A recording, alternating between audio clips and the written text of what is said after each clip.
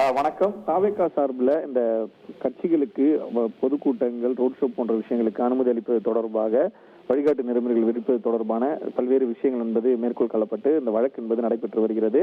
குறிப்பாக சொல்ல வேண்டுமானால் சென்னை உயர்நீதிமன்றத்தில் நடைபெற்ற இந்த வழக்கில் பல்வேறு வாதங்கள், அதாவது தாவேகா தரப்பு, அரசு தரப்பு வாதங்கள் வைக்கப்பட்டது. அதில் முக்கியமாக பார்க்கப்பட்டது என்னவென்று பார்த்தோம் என்றால், ரோட் ஷோ நடத்துவதற்கு SOP நிலையான வழிகாட்டு வழிமுறை வகுக்கும் வரை அரசியல் கட்சிகளுக்கு அனுமதி இல்லை என்கிறது தெரிவிக்கப்பட்டிருந்தது.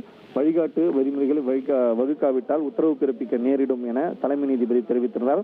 அந்த அடிப்படையில் தற்போது 10 நாட்களுக்குள்ள இந்த வழிகாட்டு நெறிமுறைகள் என்பதை வகுக்க வேண்டும் என்பது சொல்லப்பட்டிருக்கிறது.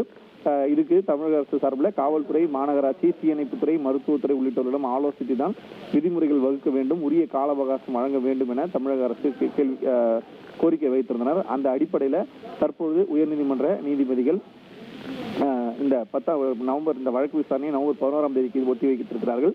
கட்சிகளின் பொதுக்கூட்டங்களுக்கு அனுமதி அளிக்க கோரிய விண்ணப்பங்களை பரிசீலிக்க இந்த வழக்கு என்பது தடையாக இருக்காது எனவும், அரசியல் கட்சிகள் கூட்டங்கள், பேரணிகளுக்கான வழிகாட்டு நெறிமுறைகளை 10 நாட்களில் சமர்ப்பிக்க வேண்டும் என அரசுக்கு உயர்நீதிமன்றம் உத்தரவை பிறப்பித்திருக்கிறது.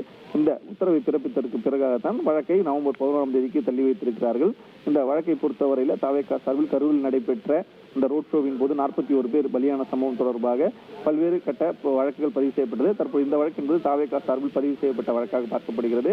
தங்களுக்கு நியாயமான முறையில் நிபந்தனை வழங்கவில்லை, முன்கூட்டியே தங்களுக்கு அனுமதி வழங்கவில்லை, ஒரு நாட்களுக்கு முன்பு திட்டமிட்டுதான் அனுமதி என்பது வழங்கப்பட்டதால் தான் அசம்பாவிதம் நடைபெற்றது என தாவேகா தரப்பிலும், தமிழக அரசு சார்பில் இந்த வழிகாட்டு நெறிமுறைகள், அதாவது ரோட் ஷோ நடத்துவதற்கு வழிகாட்டு நெறிமுறைகள் வகுக்கப்பட்டு வருகிறது, அதற்கான நடவடிக்கைகள் மேற்கொள்ளப்பட்டு வருகிறது. அதுவரை எந்த கட்சிக்கும் அனுமதி கிடையாது.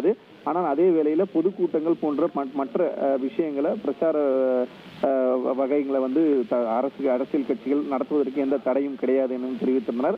இதற்கு தலைமை நீதிபதி உடனடியாக அந்த வழிகாட்டு நெறிமுறையை வகுக்கவிட்டால் நாங்கள் உத்தரவு பிறப்பிக்க நேரிடும் என தெரிவித்திருந்த நிலையில் தமிழக அரசு சார்பில் பல்வேறு துறைகளின் அனுமதியை பெற வேண்டியிருக்கிறது. இந்த வழிகாட்டு நெறிமுறை உருவாக்குவதற்கு காவல்துறை, தீயணைப்புத்துறை, மருத்துவத்துறை என பல்வேறு துறையினர் இந்த விஷயத்துல ஈடுபட்டிருப்பதால் கால அவகாசம் கேட்டிருந்தனர். அந்த அடிப்படையில் பார்த்தீங்கன்னா தற்பொழுது 10 நாட்களுக்கு அந்த கால அவகாசம் வழங்கப்பட்டு நவம்பர் 11ஆம் தேதிக்கு இந்த வழக்கு ஒத்திவைக்கப்பட்டிருக்கிறது.